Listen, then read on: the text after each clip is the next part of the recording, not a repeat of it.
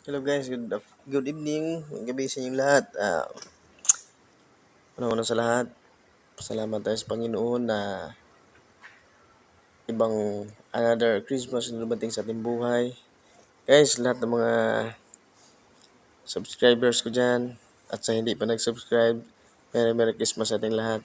Pagdasal natin, pagdasal ko kayo na sana mas magandang pangatawan po tayong lahat. Sana na-enjoy niyo yung Christmas guys, kahit may mga problemang kunti. Tulad sa akin, kunti lang naman. Kaya yan. Huwag tayo magpapadaig, laban lang. Kasi sana maging okay na yung buhay natin next year.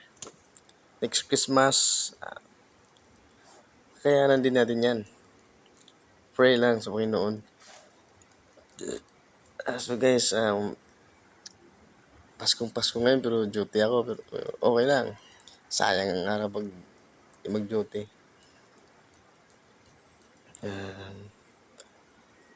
Ng araw na lang din, New Year na. Advance Happy New Year sa inyong lahat. 5 days na lang. 5 days, 4. New Year na. Ibang kabanata naman, ibang taon na naman sa buhay natin. Wag nating pasalamat lagi sa taas. Kay Lord na pinaabot niya tayo ng ilang taon. Sana. Huwag natin lagyan ng sana. Aabot pa tayo ng maraming taon pa. Para masilayan natin ang ganda ng mundo. Ang sarap kaya mabuhay guys, di ba? Sarap mabuhay.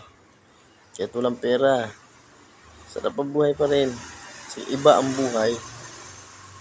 Kasi maranasan mo yung saya, may lungkot.